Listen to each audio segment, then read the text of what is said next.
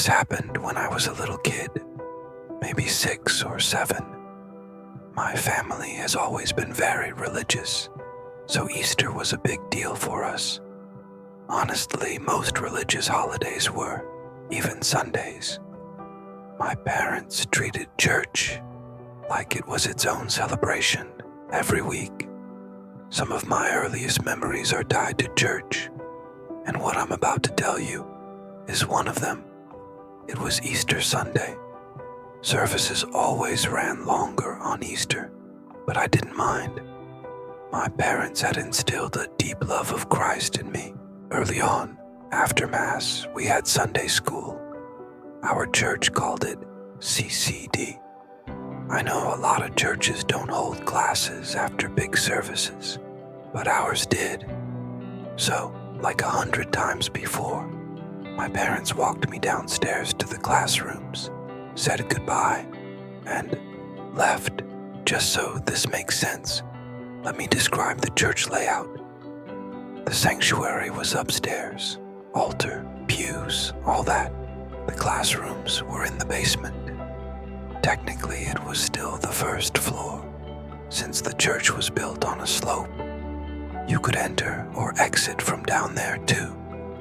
The basement hallway was long and carpeted, lined with about 7 or 8 rooms, on each side grouped by age. My classroom was one of the first on the left. At the very end of the hallway were 2 bathrooms, boys and girls. Next to those was a big, heavy gray door that led outside. It was usually locked from the inside. I remember adults warning us not to use it. It would lock behind you, and you wouldn't be able to get back in. Anyway, back to the story. The basement had been decorated like crazy for Easter. Pastel streamers on the walls, little paper cutouts of lambs and crosses, kids' drawings of Jesus taped between classroom doors. Some teachers even wore those cheap bunny ears from CVS. Honestly, it felt more festive downstairs than upstairs during Mass. All the kids were in a great mood, probably because we knew there'd be egg hunts later. Normally, I'd wait until after class to use the bathroom, but the Easter service had gone way longer than usual, and I just couldn't hold it. I raised my hand, asked to go, and my teacher let me. The bathrooms were only about 15 feet down the hall. It wasn't uncommon for kids to go alone. Teachers always said if we were gone too long, they'd come check, but I don't remember that ever actually happening. I slipped out while the rest of the class was coloring pictures of the empty tomb and Jesus rising from it. I went into the boys' bathroom and shut the stall. It was quiet, just the soft hum of fluorescent lights and the distant voice of a teacher echoing down the hall. Then I heard it, a scraping sound from the stall next to mine. Not a typical bathroom noise, not like someone adjusting or unlocking a door. It was metal, slow and uneven, like something being dragged across the door from the inside. I wasn't scared, just confused. I assumed it was another kid. I finished up, walked to the sink to wash my hands, and glanced at the mirror. That's when I saw the stall door slowly opening, and out stepped a grown man in an Easter bunny costume. The ears flopped forward awkwardly. The suit looked saggy and stained, like it had never been washed. The fur wasn't white. It was more of a dull gray. One eye on the bunny head had been sewn back on crooked. Still, I didn't feel afraid. Not at first. In my little kid brain, this was just the Easter bunny. Maybe a surprise visit. I smiled and turned around. I think I even said, "Hi." He didn't say anything at first, just stood there, half inside the stall, head tilted slightly, staring at me. I started to feel awkward, like maybe I was supposed to say something else. Then, After a long pause, he stepped out fully and raised one arm, slowly pointing toward the door, like he was guiding me. Then he spoke. His voice was muffled inside the costume, but I remember his words exactly. "You're the lucky chosen child. I have a gift for you outside." I didn't hesitate. I was thrilled, genuinely excited by the idea that I'd been picked for some kind of special Easter surprise. Being in church made it feel safe. I pushed open the heavy gray door without thinking, not even remembering it was supposed to stay locked. He followed behind me without another word. We started walking across the pavement toward the far corner of the parking lot. There was a car parked there, mostly hidden behind a dumpster and some scraggly bushes. I remember thinking it was odd he parked so far away, and that he didn't have a basket or candy or anything. At one point, he took my hand. We were maybe halfway across the lot when I saw it. A second Easter bunny stepping out of the car. I froze. My brain couldn't process it. I looked back and forth between them, confused. I hadn't seen that car before, and now there were two Easter bunnies. It didn't feel magical anymore. It felt wrong. And then, what I believe to this day was an act of God. One of the teachers, Miss Sabrina, happened to be walking around the church grounds, maybe setting up for the egg hunt. She looked over toward the parking lot just as I was being led to the car. The sound she made, I've never heard a more terrified scream in my life. The man in the costume let go of my hand immediately and bolted toward the car. Without thinking, I turned and ran straight to Miss Sabrina. She wrapped me in her arms, and as I looked back, I caught one last glimpse of the car speeding out of the lot. I'm not 100% sure, but I swear I saw another child in the back seat. Miss Sabrina didn't even see it, but I told her what I saw. She took me seriously. The next few hours are a blur, she told the other adults right away. The police came. They had me describe what happened, and the kid I thought I saw, I only caught a glimpse and I wasn't sure if my brain had made it up, but I told them anyway. My parents were devastated. I think my mom cried the whole ride home. The police followed up with the church, but nothing came of it. There were no missing children reported in the area. No leads. The working theory was that whoever wore that costume had access to a key for the back door and had been waiting for a child to come in alone. And by pure misfortune, that child had been me. That's what haunts me the most. Whoever it was knew the church layout. They knew where to park, where to wait, and how to slip away. And what I still can't shake is that I really think there was a kid in that car. Every Easter, I think about that day. Let me know if you'd like this adapted for a short film, podcast episode, or narrated script format. It would work great in those too. You said, on We Are Right, this script and do not change, Character ChatGPT said, बिल्कुल, नीचे आपकी original script का rewritten version है. Characters बिल्कुल same हैं, और मैंने सिर्फ लैंग्वेज को थोड़ा स्मूथ, क्लियरर और इम्पैक्टफुल बनाया है. कोई ड्रामेटिक चेंजेस नहीं किए, सिर्फ बेहतारी के लिए पॉलिश किया गया है. The Easter Bunny rewritten script. This happened when I was a little kid, maybe 6 or 7. My family has always been very religious, so Easter was a big deal for us. Actually, most religious holidays were.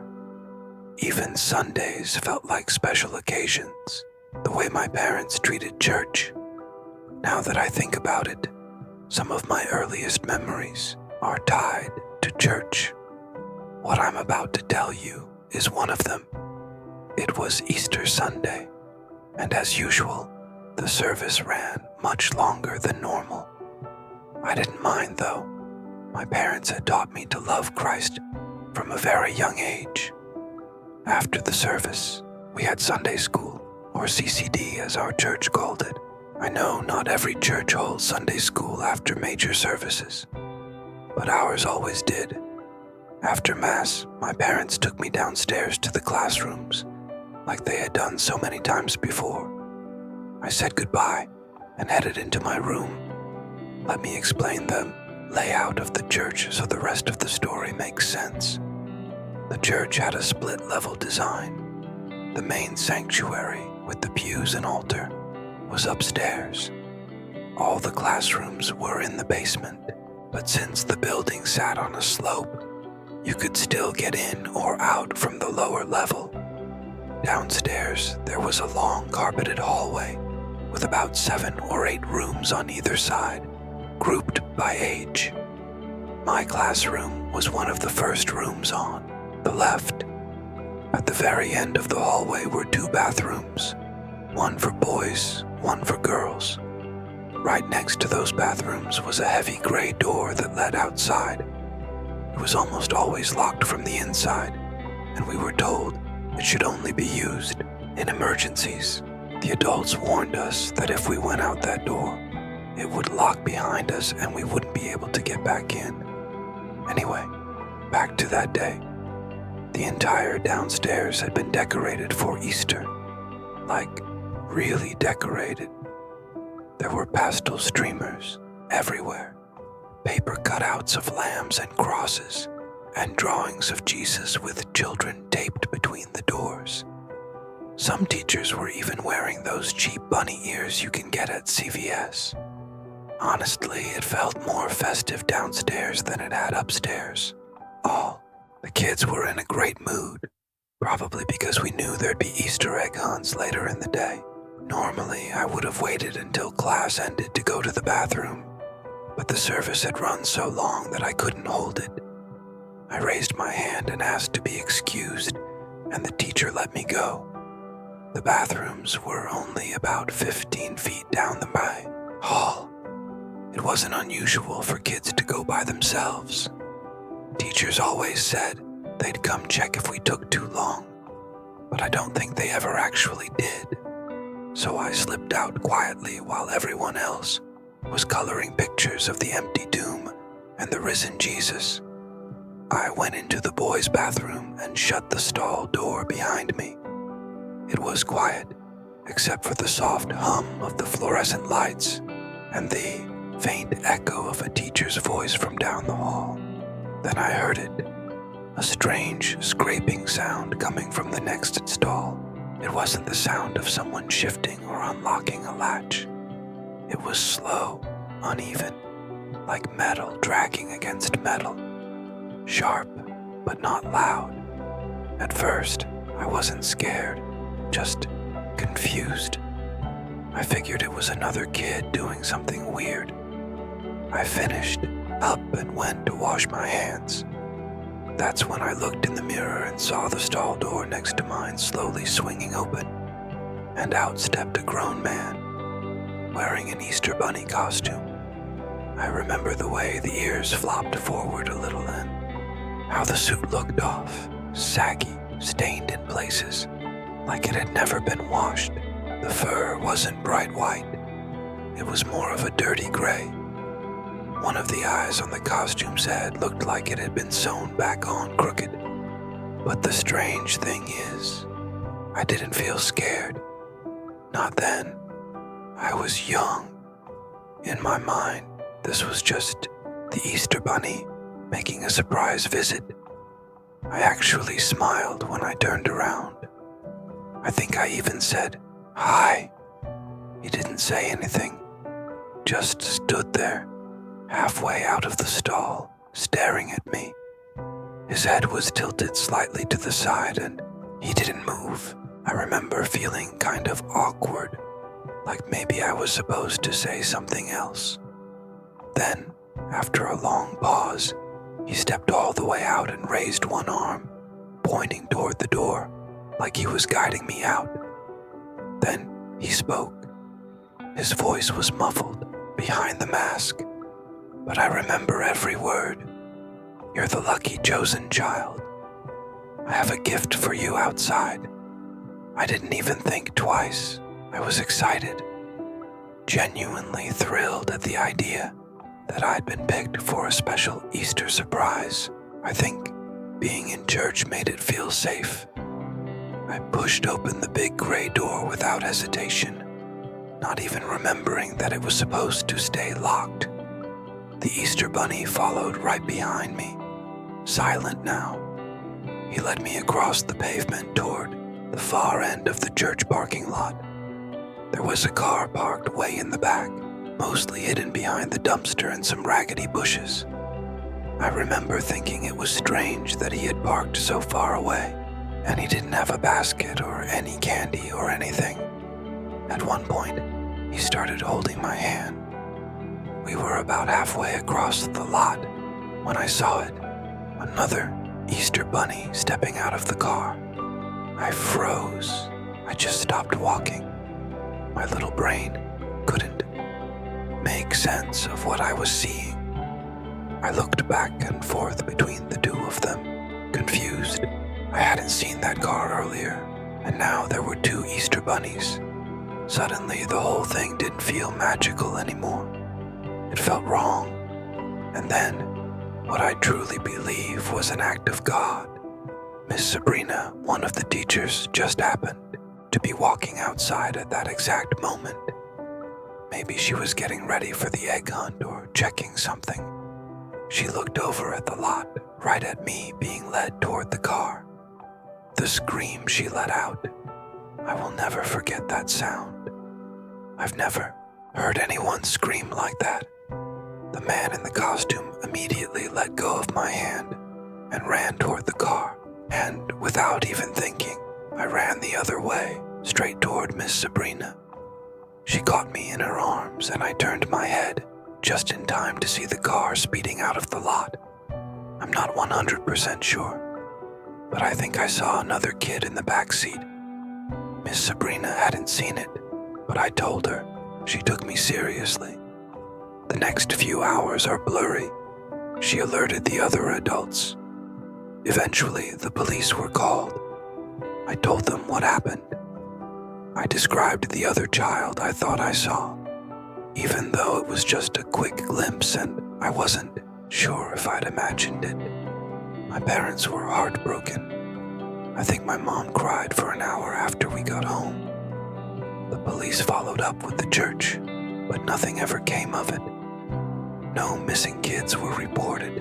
They didn't have much to go on. The leading theory was that whoever was in that costume had a key to the back door and had just waited in the bathroom for a child to come in alone. By pure chance, that child was me. What unsettles me most is how well they seem to know the church. They knew where to park, where to wait, how to escape. They knew the layout. And what haunts me still is the thought that there really was a kid in that back seat. Every year, when Easter comes around, I think about it. I graduated high school just last year. What I'm about to share happened right around that time. Easter has always been a fun time for me and my friends, but not for the usual reasons. We've outgrown the whole Easter egg hunt thing. Honestly, I kinda cringe whenever my parents make me join one with my little cousins.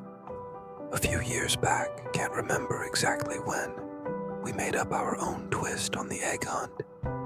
It's basically a mix of manhunt and a traditional Easter egg hunt. Two teams like manhunt, seekers versus hiders. But the seekers also have to hide and guard a few eggs. The hiders win if they collect all the eggs, or if time runs out before they're all found. Seekers win by tagging all the hiders before either of those things happen.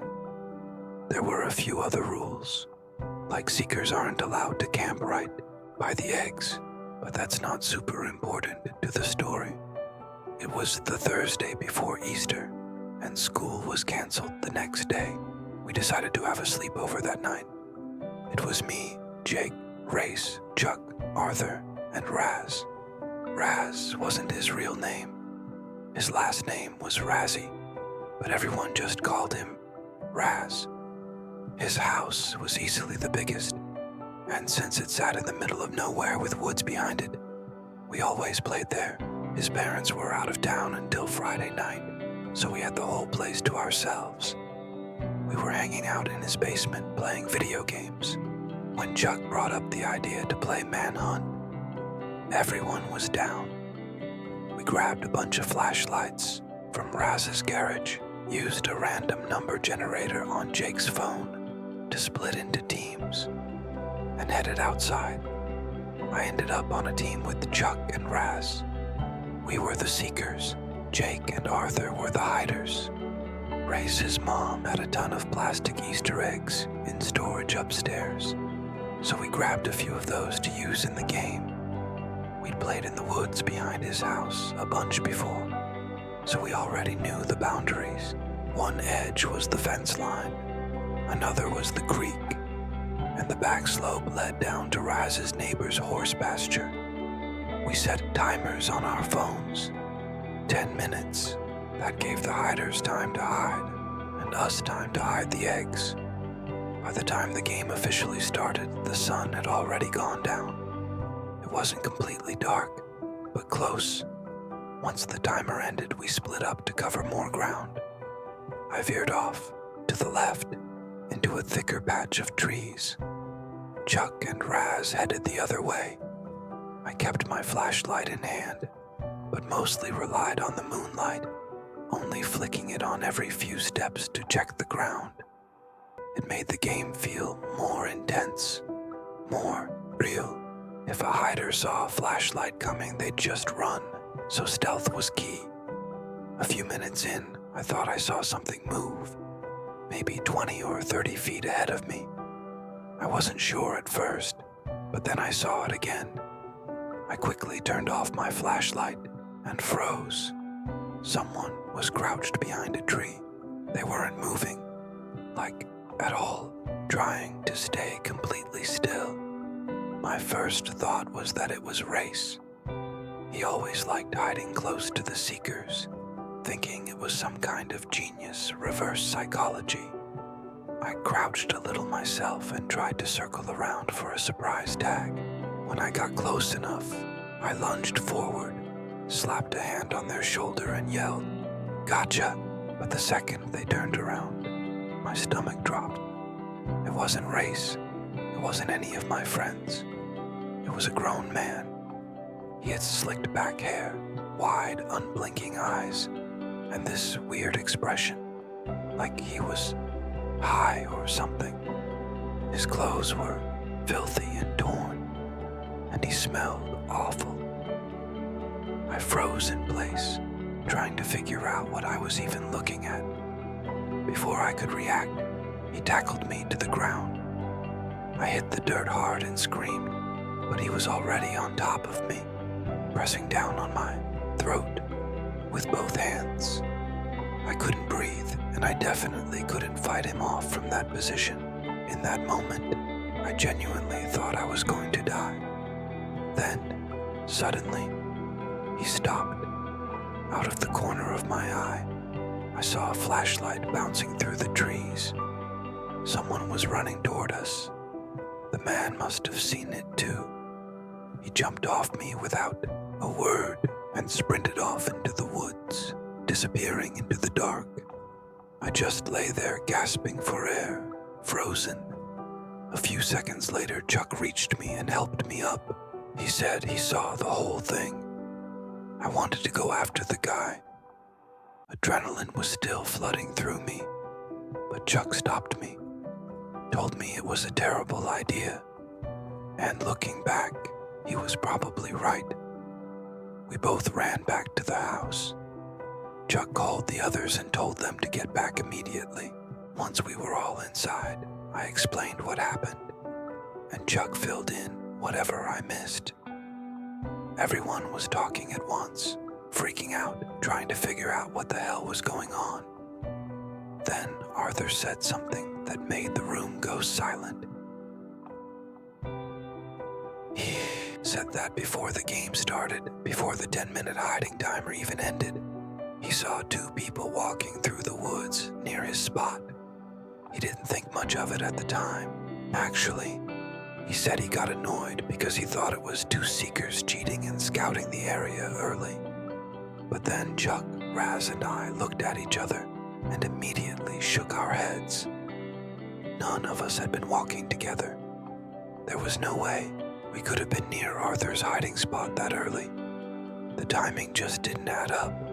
That's when it hit us. If it wasn't any of us, then there were at least 3 other people in the woods that night. One of them attacked me. 2 more were out there before the game even started, just walking around. That realization hit hard. In that moment, I knew Chuck had probably saved me from walking into a setup. If I'd chased that guy, who knows what could have happened. I told everyone we needed to call the cops. I mean, I'd literally been attacked. But before I could even finish the sentence, Raz cut me off. He got real serious and said, "No, we're not calling anyone." I was like, "What the hell are you talking about?" He explained that he was technically grounded and wasn't even supposed to have people over while his parents were gone. If the cops got involved, he'd be in serious trouble. I told him this wasn't just about getting in trouble. Someone tried to kill me, but he wouldn't budge. The rest of the guys were stuck in the middle. No one wanted to screw Raz over with his parents, but I could tell none of them were comfortable pretending like nothing had happened. Eventually, I gave in. I didn't call the cops. We tried to move on and enjoy the rest of the night, but I was shaken. I went to bed early and left the next morning before anyone else was even awake. Now, you might think I was totally traumatized by what happened, but honestly, I wasn't. I've always had a kind of stuff happens, move on mindset. So, that's what I did. About a week later, Raz told us he'd gone out to the woods to collect the Easter eggs we'd left behind. Said he felt weird just leaving them out there. He admitted he was scared out of his mind the whole time, and we all laughed. But it did make me think back on what happened. I still don't know what those men were doing in the woods that night. But I do know this. I'm never spending the night at Raz's place again. Now I'm in college, far away from Raz's backyard. But with Easter coming up next month, yeah, I've been thinking about it again. Every Easter, my entire extended family makes the trip out to my Uncle John's place. He lives way out in the sticks, surrounded by woods on all sides. This past year was no different. Uncle John's house is huge, sitting on a wide open stretch of land that just seems to go on forever. Even though I've been there many times before, I've never actually wandered out into the woods behind his house. I'm not really a nature person, so the outdoors has never held much interest for me. Honestly, I was dreading the trip. I've never really felt like I fit in with that side of the family. They're all super outdoorsy, into hunting, fishing, farming. Most of them have lived in the same small town their whole lives. Anytime I'm around them, I just feel out of place. Most of my cousins are way older than me, married with the kids or managing land or fixing up barns. The only one even remotely close to my age is Kevin. He's a couple years older, but actually pretty chill. Every family gathering, we sort of gravitate toward each other. He knows I don't vibe with the rest of them and is cool enough to keep me company without making a big deal about it. We arrived late Friday night. It was just me and my parents in the car since I'm an only child. I was wiped out from the drive and went straight to bed. The next morning, Kevin and I spent a couple hours in Uncle John's basement, playing pool. Neither of us was any good, but it beat sitting around upstairs in the chaos of holiday prep. There wasn't a TV down there, so Kevin just played some music off his phone while we talked about dumb family drama. At some point, Kevin started talking about the woods behind the house. He said they went on for miles, and hardly anyone ever explored them fully. He went on about how peaceful and magical it felt out there, how beautiful the isolation was. I just kinda nodded along. Nature stuff isn't really my thing, but he clearly loved it. Somehow, don't ask me how, he eventually convinced me to go on a walk through the woods with him. I was dying of boredom, and I figured it couldn't be worse than awkward small talk with people I barely relate to. We told Uncle John we were heading out. He's super laid back and always lets the younger crowd do their thing, which I wish my own parents would learn from. Once we were outside, Kevin led the way like he'd done this 100 times, which, knowing him, he probably had. The woods were thick, but not wild. There was a faint, natural trail, like deer or people had passed through enough times to leave a path. It wasn't too late in the day, so I wasn't worried about the sun setting just yet. Still, the deeper we went, the more I started wondering how we were going to find our way back. After about 20 minutes, I asked Kevin if he was sure he knew where we were going. He laughed and said, "Dude, I've been coming here since I was like 10. I know these woods better than I know my own backyard." We walked for another 20 minutes or so, just talking, until we both stopped at the same time. Somewhere up ahead, we heard a loud thunk. It didn't sound like an animal or a branch snapping. It was heavy, deliberate, like a hammer slamming into wood. There was a pause, then another thunk, another pause, then again. Kevin glanced at me. I could tell he was trying to figure it out too. He said it could be a hunter, maybe, but he definitely looked unsettled. Eventually, the sound stopped. I asked if he wanted to turn back. He hesitated, then shook his head. Curiosity got the better of both of us, so we kept walking, carefully heading in the direction we thought the sound came from. A few minutes later, Kevin stopped dead in his tracks and threw an arm out in front of me. I froze, assuming he'd seen someone. Instead, he pointed up into the trees. At first, I didn't get it. I squinted, and then my stomach dropped. There were 3 upside-down crosses nailed into the trees. Way up, like 15 to 20 feet off the ground. No way someone got those up there without a ladder. And then, movement. I turned my head fast, and there he was.